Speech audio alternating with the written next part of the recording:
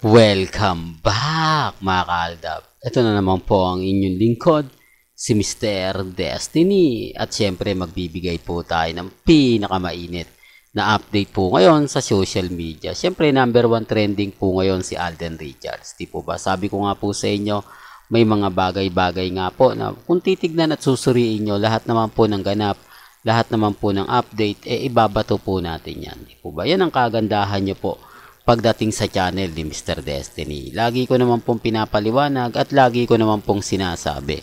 Di po ba? Ako, kung papansinin nyo, kung susuriin po ninyo, kampante lang, di po ba? Maging matatag lang. Darating naman po yung point, ako pa rin po yung wagi. Di po ba? Alam niya sa totoo lang po, trending si Alden. Pati si Sanya, ginagamit na naman po siya ng GMA Kapuso. Pero tayo, walang sukuan, di po ba? 4 na letra pero never pong susuko. Napakadaling sabihin kasi ng R-Main at Main Fanatics, suko na kayo, talo na kayo, di po ba? Yung tipong yung tipong wala ka na magagawa, di po ba? Yung tipong kailangan gawin nyo na to, kailangan gawin nyo na. Sa totoo lang po mga kaaldab, hindi po kami apektado at never po akong naapektuhan sa mga sinasabi nila. Ang binabanatan ngayon nila si Alden. Alam niyo kung bakit? Si Alden Richards po daw kasi ang may kasalanan dahil hinahayaan niya nga po raw mamayagpag ang Aldab. Hindi niya daw po gawang binabasag dahil siya naman daw po yun lagi nasa Instagram, nasa Twitter, nasa Facebook. Hindi daw niya pagsabihan ng Aldab para tumigil na. Parang hinayaan daw po ni Alden. Yan po yung mga sinasabi ng R-Main at Main Fanatics. Grabe, no? Si Alden ang sisisihin. Si Alden lagi yung may kasalanan. Sabi nga ni Alden kumbaga binabash siya ng gusto dahil nga po sa pananahimik niya. Kapag nag-react naman po siya, gaya nga po ng sinabing katanungan patungkol po kay Paulo, kay Paulo, ano ba yan? Kay Boy Abunda at kay Alden.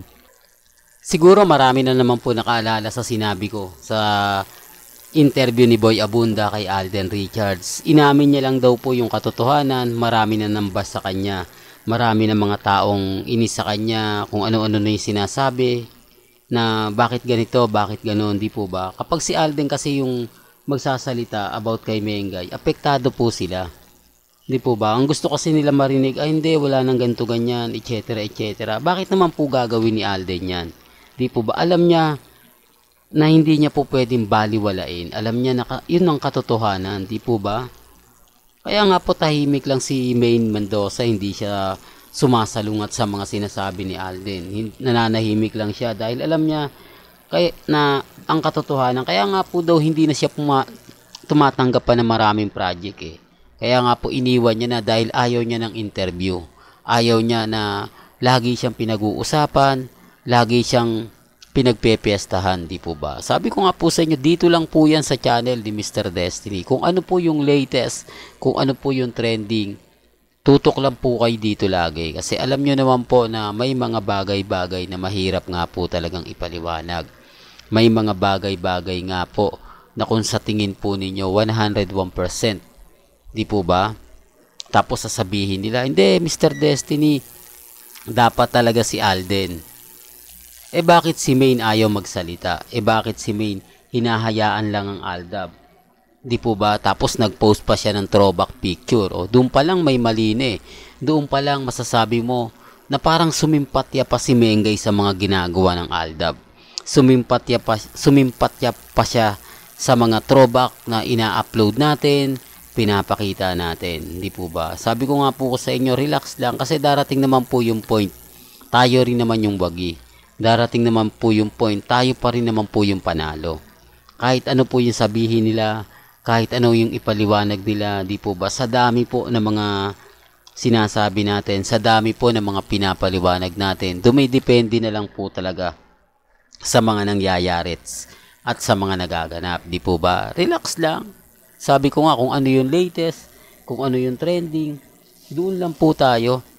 Hayaan nyo na lang po yung mga sinasabi ng iba, pinapaliwanag ng iba. Ako naman po, hindi naman po tayo basta-basta sumusuko Hindi naman po tayo basta-basta nagre-react, lalo na nga po kapag ang pinag-uusapan sila Mengay at si Alden. Tahimik lang po tayo.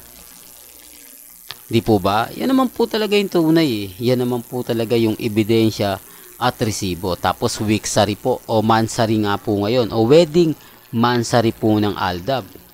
Di po ba? Patunay lang yan at respeto na lang po sa mga nagre-react at nagko-komento. Darating din naman po yung point mga ka-Aldab na tayo yung wagi, tayo yung panalo dahil sa October 16 nga po ba o sa October 22, diyan po ang masasabi natin na anniversary. Ikaw talaga, Mr. Destiny. Alam mo kaya ka nababash eh. Kaya ka lagi na pag-iinitan sa mga sinasabi mo, sa mga binabanat mo. Kasi kung titignan mo naman, galit na galit sila, lalo mo pang ginagalit. Lalo ka pang nagbibigay ng mga ganyan. Kahit binabanatan ka. Sa akin lang po mga ka-Aldab, walang sukuan. Di po ba? Sabi ko nga 4 na letra, pero hindi tayo sumusuko. Hindi tayo nagpapa-apekto at never po tayo nagpapadaig. Sinasabi ko lang po ito sa mga baguhan at sa mga dumadaan sa channel ko na panaybanat po sa akin. Sa Facebook, lalo na po dito sa channel natin, ang daming mga komento, halos araw-araw po. Siguro naman po, ang dami nating ina-upload na video. Lahat po yon. May mga nagre-react, may pabor, may hindi, pero nire-respeto ko po yun at ginagalang. Alam po ng mga nagko-comment sa akin na hindi ko binubura lahat ng sinasabi nila.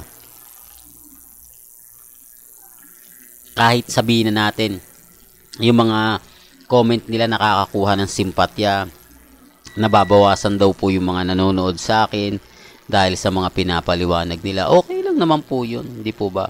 At least nire-respeto ko po yung mga komento nila. Dahil alam ko na may mga bagay-bagay nga po na kailangan nating ipaliwanag. Kailangan nating sabihin at kailangan natin pong intindihin. Di po ba? Ganyan naman po si Mr. Destiny. Di po ba? Kung ano lang po yung latest, kung ano lang po yung trending, dun lang po tayo. At wag po kayong basta-basta maniniwala sa mga sinasabit pahayag po nila. Di po ba? Kung si Mengay nga po, tahimik lang eh. Di po ba? Kahit anong sabihin natin, kahit si Mengay pinagpipiestahan sa Instagram, sa Twitter, di po ba? Wala siyang aksyon, hinahayaan niya lang. Alam niya kasi yung totoo. Alam niya kasi na kahit anong gawin at anong sabihin po nila, tayo pa rin po yung bida. Tayo pa rin po yung panalo at never po tayong nagpapatalo. Di po ba? Kaya relax lang. Kung si Mengay, okay lang po yung mga update natin eh. Tapos sinugundahan pa tayo. Doon pa lang panalo na po tayo eh. Doon pa lang ramdam natin na kumbaga may mga bagay-bagay nga po na mahirap nga po talagang ipaintindi at sabihin. Lalo na po sa mga taong dumadaan at bumibisita sa channel natin. Mahirap nga po talaga itong ipaliwanag.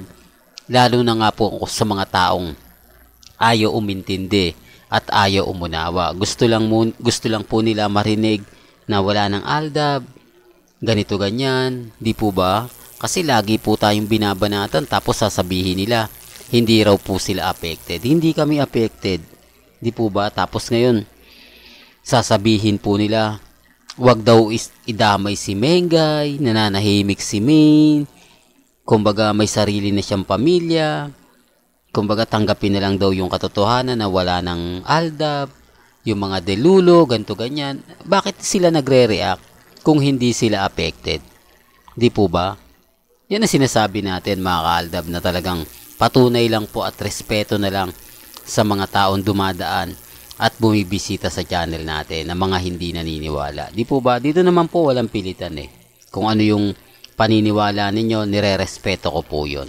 Well, hanggang dito na lang po yung updates natin mga ka-Aldab ha. Kaya kung gusto nyo pa po ng pinaka-latest at sariwang update, abay tumutok lang po kayo dito sa channel ni Mr. Destiny para updated po kayo sa mga latest at sa mga bagong video po na ilalabas po natin maya-maya lang. Kaya kung bago ka lang sa channel na to at isa kang true-blooded Aldab Nation na nagmamahal po kila Mengay at Isoy, tama po ang channel na pinuntahan mo, kaya consider na po kitang bagong subscriber.